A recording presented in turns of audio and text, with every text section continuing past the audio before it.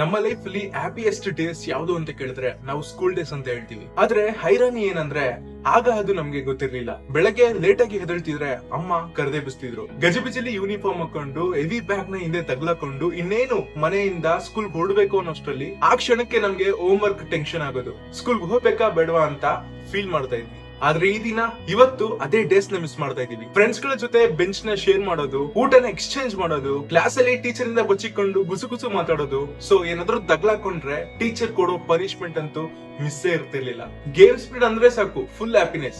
Bench ಹೊಡೆದ್ರೆ last bench ಇಂದ first door ಗೆ ಹೊಡೋಗ್ತಾ ಇದ್ವಿ. ಬೆಸ್ಟ್ ಫ್ರೆಂಡ್ ಜೊತೆ ಸ್ಮಾಲ್ ಫೈಟ್ ಆದ್ರೂ ನೆಕ್ಸ್ಟ್ ಡೇ ಬಂದು ನಾರ್ಮಲ್ ಆಗಿ ಮಾತಾಡ್ತಾ ಇದ್ವಿ. ಫ್ರೆಂಡ್ಸ್ ಗಳು ಮಾಡೋ ಲವ್ ಗೆ ನಮ್ ಕಡೆಯಿಂದನೂ ಸಾತಿರ್ಲಿ ಅಂತ ಲವ್ ಲೆಟರ್ ನ ಬರ್ಕೊಂಡ್ ಕೊಡ್ತಿದ್ವಿ. ಮುಂದಿನ ಅಂತೂ ನಾನ್ ಬರ್ದಿರುವಂತ ಲವ್ ಲೆಟರ್ ಟೀಚರ್ ಗೆ ಸಿಕ್ಕಿ ಹಿಗ್ಗ ಮುಗ್ಗ ಬರ್ಸಿದ್ರು. ಅದೆಲ್ಲ ನೆನ್ಸ್ಕೊಂಡ್ರೆ ಮೈ ಜುಮ್ ಅನ್ನುತ್ತೆ. ಕ್ರಶ್ ಮುಂದೆ ಪೋಸ್ ಕೊಡೋದು ನನ್ ಗೊತ್ತು, ನೀವು ಕೂಡ ಮಾಡಿರ್ತೀರಾ ಅಂತ. ಸ್ಕೂಲ್ ಡೇಸ್ ಅಂದ್ರೇನೆ innocence day, no fake, no ego. ಇವತ್ತು ಅದೇ ಫ್ರೆಂಡ್ಸ್ ಬಿಸಿ ಲೈಫ್ ಅಲ್ಲಿ ಕಳ್ದೋಗಿದ್ದಾರೆ. ಪ್ರತಿದಿನದ ಮಾತಿಲ್ಲ, ಇನ್ ಮುಂದೆ ಬೆಂಚ್ ನು ಕೂಡ ಶೇರ್ ಮಾಡೋದಕ್ಕಾಗಲ್ಲ. ಪ್ರತಿಯೊಬ್ಬರಿಗೂ ಕೂಡ ಲೈಫ್ ಸೀರಿಯಸ್ ಆಗಿದೆ. ರೆಸ್ಪಾನ್ಸಿಬಿಲಿಟೀಸ್ ಅಂತೂ ಜಾಸ್ತಿನೇ ಆಗಿದೆ. ಸ್ಕೂಲ್ ಲೈಫ್ ನಮ್ಗೆ ಕಳ್ಸಿದ್ದು true friendship, small happiness value, stress ಇಲ್ಲದೆ ಜೀವನ.